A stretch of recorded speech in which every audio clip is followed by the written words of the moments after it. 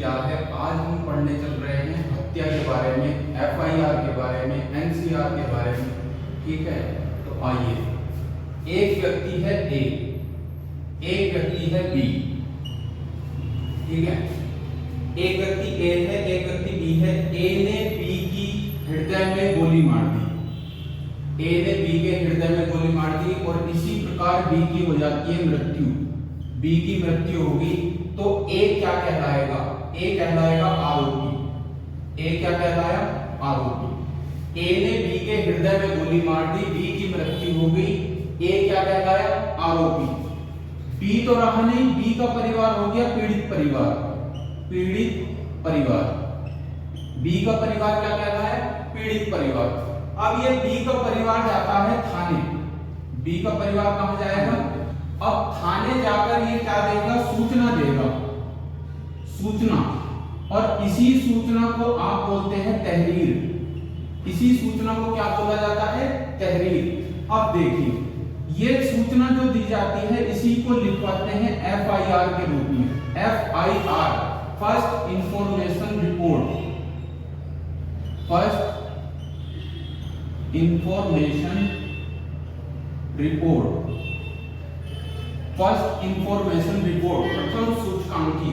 अब ये first information report जो है ये आईपीसी की धारा 154 में लिखी जाती थी, लेकिन अब हो गया है बीएनएस, तो बीएनएस की धारा 176 के तहत लिखी जाएगी। आईपीसी की कौन सी धारा और बीएनएस की कौन सी धारा, तो आईपीसी की धारा 154 के तहत एफआईआर लिखी जाती है और बीएनएस की धारा 176 के तहत एफआईआर लिखी जाती है।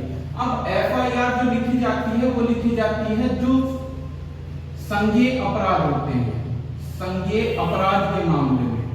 संज्ञेय अपराध क्या है जी, हमें यही नहीं पता। संज्ञेय अपराध क्या होता है, जो गंभीर प्रकृति के अपराध होते हैं, जो गंभीर प्रकृति यानी कि जिनकी प्रकृति गंभीर होगी, जैसे कि किसी का मर्डर कर दिया, किसी का रेप कर दिया इत्यादि। कैसे किस प्रकार के अपराध हैं, संज्ञेय अपराध, जिन्हें संगीन जुर्म बोलते हैं।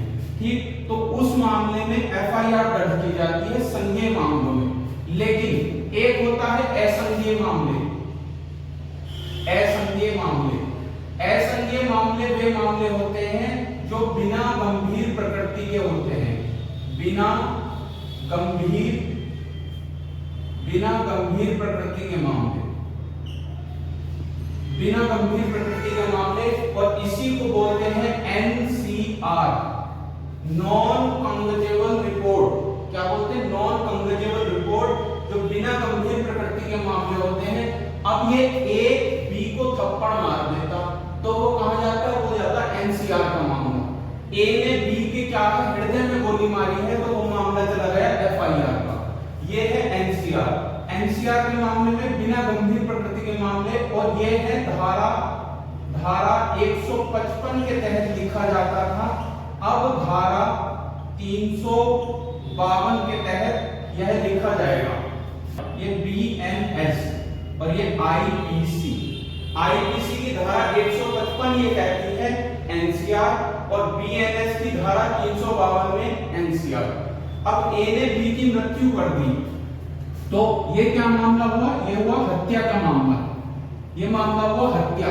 अब देखिए हत्या की परिभाषा कहां है, हत्या की परिभाषा, हत्या की परिभाषा आईपीसी की धारा 300, आईपीसी की धारा 300 में है हत्या की परिभाषा।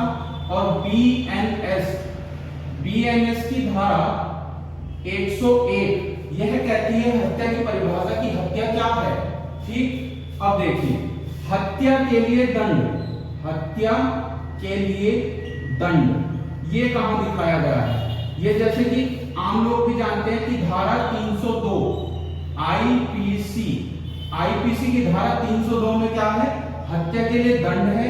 लेकिन बीएनएस की धारा 103, बीएनएस की धारा 103 में क्या है, हत्या के लिए दंड।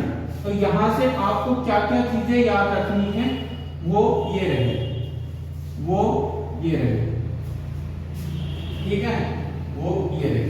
यहां से आपको क्या क्या चीजें याद रखनी है कि एक तो हत्या की परिभाषा किसमें थी किसमें हो गई, हत्या के लिए दंड किसमें था किसमें हो गया, एफआईआर कब लिखी जाती है, किन मामलों में लिखी जाती है, कौन कौन सी धाराएं हैं, असंज्ञेय मामले कौन से होते हैं, बिना गंभीर प्रकृति के कहां है, एनसीआर बोलते हैं, नॉन कॉम्पोजेबल रिपोर्ट, आईपीसी की किस धारा में था किसमें हो गया, ठीक, आरोपी कब बनता है, ठीक है, यही होता है क्या, हत्या। ठीक है, धन्यवाद।